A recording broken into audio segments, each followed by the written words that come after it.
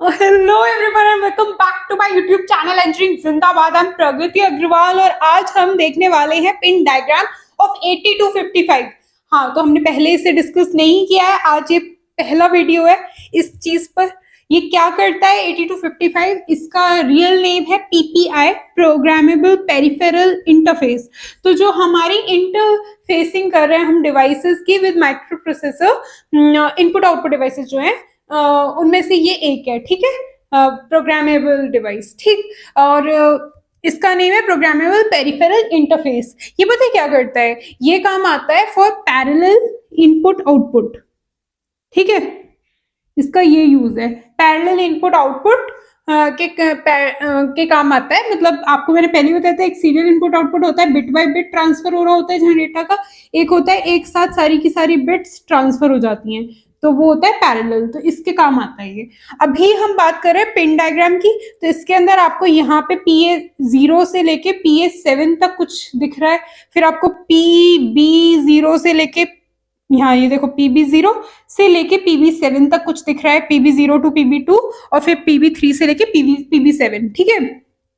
फिर आपको PC0 से लेके PC3 एंड फिर PC4 से लेके PC7 तक, 10 से लेके 17 तक PC0 PC7 दिख रहा है आपको, है ना। PC0 से लेके PC3 एंड PC4 से लेके PC7। तो ये क्या है? ये है port A, port B and port C। इनको हम एक साथ बोलें तो ये काम आते हैं फॉर द इनपुट आउटपुट, है ना, sending and receiving of data from and to the microprocessor. अगर आपको पोर्ट, अब सबसे बड़ी बात है कि सेंड या तो डेटा, या इस पोर्ट से, लेट सपोज हमारा पोर्ट ए सिलेक्ट हो गया, तो सेंडिंग, या तो ये डेटा को सेंड कर रहा होगा माइक्रो प्रोसेसर को, या फिर ये वहां से रीड कर रहा होगा। अब ये कौन बताएगा? ये बताएंगे। हाँ, ये जो आपको रीड बार राइट बार दिख रहा है ना, इन केस अगर रीडिंग हो रही है, इसका मतलब जो माइक्रो प्रोसेसर है वो रीड कर रहा है data from the given port, मतलब जो सिलेक्टेड पोर्ट है उस पे से रीड हो रहा है डेटा। और राइट बार अगर 0 है, मैंने आपको पहले ही बताया था, 0 का मतलब होता है ये एक्टिव है, क्योंकि ये एक्टिव लो है। 0 पर ये एक्टिव होते हैं, 1 पर ये लो होते हैं, ठीक है, मतलब एक्टिव नहीं होते हैं, they are not active at 1, ठीक। तो उल्टा पर होते हैं ये। एंड राइट का मतलब ये है कि पोर्ट बी पे, ये अगर let suppose port B select हो गया है, सिलेक्ट किया गया है, तो पोर्ट बी पे डेटा राइट करेगा कौन? Microprocessor. अब हमने ये बात तो कर ली कि ये पोर्ट सेलेक्ट होते हैं, मैंने बोला ना आपको पोर्ट सेलेक्ट होते हैं। तो पोर्ट सेलेक्ट कैसे होते हैं? इसके थ्रू, CS बार, ये है चिप सेलेक्ट, ये भी एक्टिव लो सिग्नल है। इसका मतलब अगर CS बार लो 0 है ना, मतलब आप कह सकते हो लो, तो इसका मतलब ये हाई है, कि मतलब ये 0 है तो ये हाई एक्टिव है, ये 0 नहीं है 1 है तो ये एक्टिव नहीं है, ठीक है। 1 पे एक्टिव नहीं है, 0 पे एक्टिव है, क्योंकि इस पे बार लगा हुआ है, ठीक। अब CS का मतलब होता है चिप सेलेक्ट। चिप सेलेक्ट, कौन सी चिप सेलेक्ट हो रही है? 80 to 55 जो है, इसका ये मैंने डायग्राम बनाया है चिप सेलेक्ट लॉजिक का। ये वाली चिप सेलेक्ट हो गई, मतलब 80 to 55 सेलेक्ट हो गई है। अब इसमें से चिप सेलेक्ट जो होता है, ये आपको दिख रही है पिन चिप सेलेक्ट, इसके साथ साथ, मतलब जब अपने पास ये है A0 और A1, है ना, और इन सबका मिला के जो एक कॉम्बिनेशन बनता है, जो वैल्यू बनती है, वो डिसाइड करती है कि कौन सा पोर्ट सेलेक्ट होना है। मैं कह क्या रही हूँ, मैं एक टेबल बनाती हूँ आपके सामने, आपको उसके थ्रू समझ आ जाएगा। यहाँ पर मैं बना देती हूँ, ठीक है। लेट सपोज क्या, मतलब ये अपनी एक टेबल है, ठीक है। अभी अपने पास A7 है, A6 है, कौन से A7 A6 की बात कर रही हूँ? इनकी, ठीक है। ये क्या है? Address lines. A5 है, A4 है, A3 है, A2 है, A1 है, A0 है, ठीक है। ये दोनों तो एड्रेस लाइन से कनेक्टेड है, A0 एंड A1। बाकी ये जो हैं अपने पास A2 से लेके A7 तक, ये काम आती हैं किसके? ये डिटरमाइन करने के कि अपना ये जो CS बार है ये एक्टिव है कि नहीं है। इसे मैं थोड़ा ढंग से बनाती हूँ, मिट गया। हाँ, अभी A0 A1 जो है, ठीक है, तो A7 जो होता है ना, जब ये हाई होता है सी एस बार, इसका मतलब C S bar equal to 0 कब होगा? सी एस बार 0 होगा तभी तो एक्टिव रहेगा। तो ये एक्टिव किस केस में रहेगा? याद रखना कि ये तो 0 होगा A7 उस केस में, और ये बाकी सारे जो दिख रहे हैं A2 से लेके A7 तक, ये सारे के सारे 1 रहेंगे, और उस केस में अपना सी एस बार एक्टिव होता है। ठीक है, मतलब C S bar equal to 0 when this is the case. और बाकी A1 और A0 की A0 और A1 की कंडीशंस हैं, क्या क्या है? 0 0 0 1 1 0 1 1। ठीक है, यही सब हो सकता है इसके अंदर, यही 4 कॉम्बिनेशंस बन सकते हैं 0 1 के। अब एक बात देखो, मैंने आपको 8421 वाला मेथड बताया था, उसको एक बार अप्लाई करके देखो यहाँ पर। ठीक है, पिछले वीडियोस चेक कर लेना अगर आप कंफ्यूज हो रहे हो तो, बाकी मैं यहाँ पे फिर से रिपीट कर देती हूँ। 8421 ठीक है, इस तरीके से अपन देखेंगे।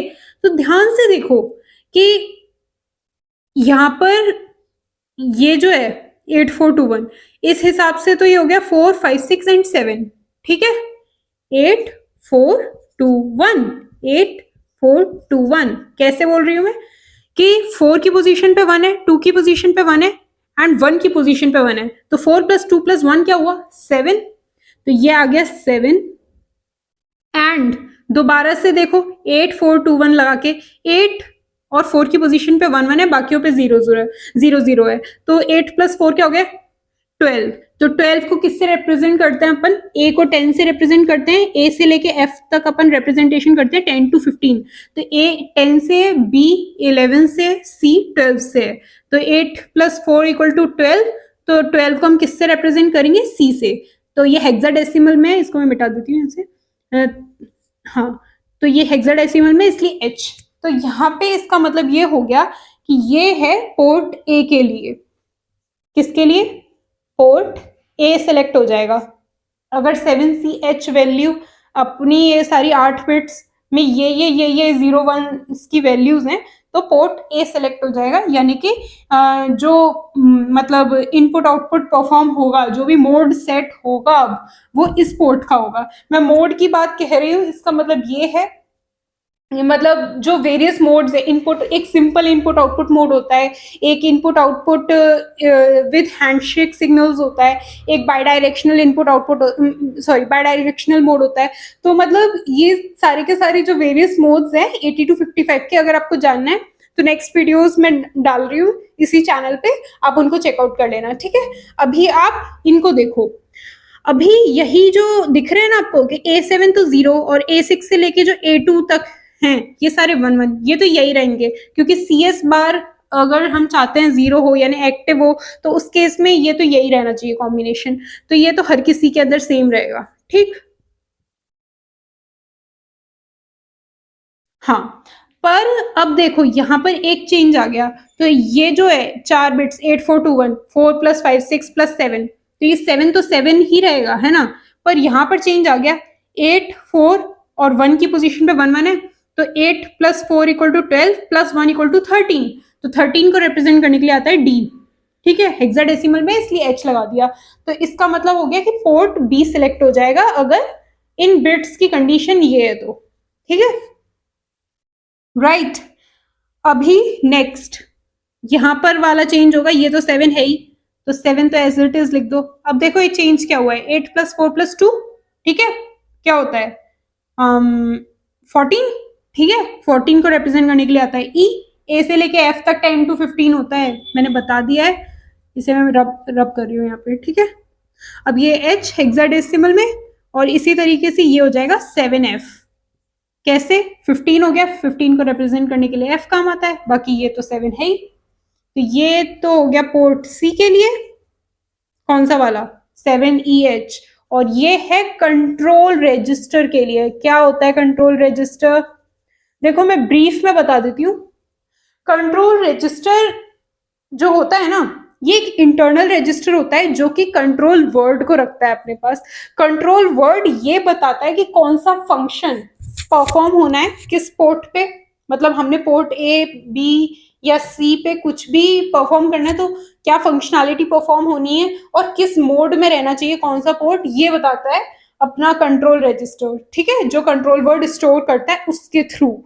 अब मैं आपसे क्या कह रही हूँ कि ये सिलेक्शंस हो रहे हैं किस बेसिस पे, इन बिट्स के 0 1 होने पर।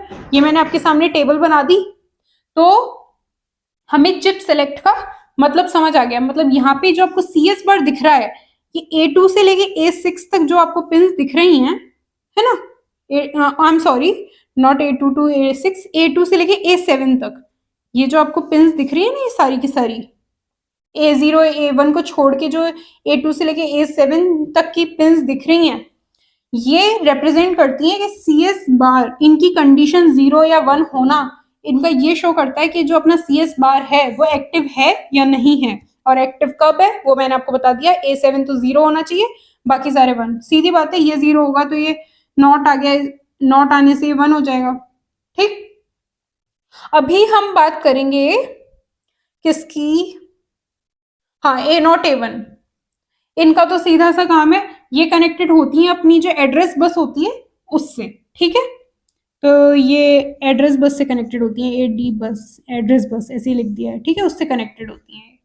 अब उसके बाद बच्चे अपने RD bar and WR bar, reading writing, वो मैंने बात कर ली इसके बारे में कि माइक्रो प्रोसेसर पोर्ट से डेटा रीड कर रहा है, उसको रीडिंग, तो ये रीड पिन एक्टिव होगी अपनी, इक्वल टू 0 होगा ये। और राइटिंग एक्टिव है, इसका मतलब पोर्ट्स पे डेटा राइट हो रहा है थ्रू माइक्रो प्रोसेसर। रीसेट, हाँ, ये थोड़ा सा इंटरेस्टिंग है। रीसेट का क्या होता है कि भाई ये अगर अगर हमने रीसेट कर दिया ना, तो इसका मतलब ये जो कंट्रोल रजिस्टर दिख रहा है, जो कंट्रोल वर्ड को अपने पास रख रहा है, वो क्लियर हो जाएगा। ठीक है, तो जब कंट्रोल रजिस्टर क्लियर हो गया तो सारे के सारे जो भी पोर्ट्स थे वो इनपुट मोड में आ जाएंगे। ठीक है, मैं मोड्स की बात बाद में करूंगी, अभी इस लेक्चर में मैं सिर्फ पिन डायग्राम को एक्सप्लेन कर रही हूँ, मैं फालतू का कचरा नहीं करना चाहती। उसके बाद आपको ये दिख रहा होगा D0 to D7। ठीक है, ये है अपनी डेटा बस, मतलब ये पिन है अपनी वो जो डेटा बस से कनेक्टेड है। ठीक है, तो ये वाली तो एड्रेस बस से कनेक्टेड थी, ये डेटा बस से है। Okay, VCC and ground the last one, ये है अपनी पावर सप्लाई के लिए। ठीक है, पावर सप्लाई करने होने हो, ये वर्क करे अपनी चिप, उसके लिए है ये तो होता है +5 वोल्ट से कनेक्टेड, और ये होता है 0 वोल्ट से कनेक्टेड। जो ग्राउंड है वो 0 वोल्ट से, और VCC है ये होता है +5 वोल्ट से, और इस तरीके से वोल्टेज डिफरेंस क्रिएट हो जाता है और ये वर्क करती है। So yeah, that's pretty much about the pin diagram of 8255, that is programmable peripheral interface। ठीक है, पैरेलल इनपुट आउटपुट जो परफॉर्म करती है उस चिप के पिन डायग्राम के बारे में था। एंड मैंने यहाँ पर जो आपको रीड राइट दिख रहा है, CS बार दिख रहा है, रीसेट दिख रहा है, ग्राउंड दिख रहा है, A0 A1 दिख रहा है, फिर PC0 से लेके आई एम सॉरी, PC0 से लेके PC3 तक, एंड PC4 से लेके PC7 तक, PB0 से लेके PB7 तक, VCC, ये सारे के सारे जितने भी थे इस चिप के अंदर पिन्स, वो मैंने डिस्कस कर लिए, यहाँ पर मैंने लिख दिए। अगर आपको कोई भी प्रॉब्लम आ रही हो कुछ भी समझने में, do mention it in the comments below. अगर आपको अच्छा लगा है then I'm requesting you to like this video, subscribe to my channel, and share this video among your friends, and I will be coming up with more video lectures in other subjects as well, I mean on other subjects as well in future. So yeah, that's all. Thank you so much.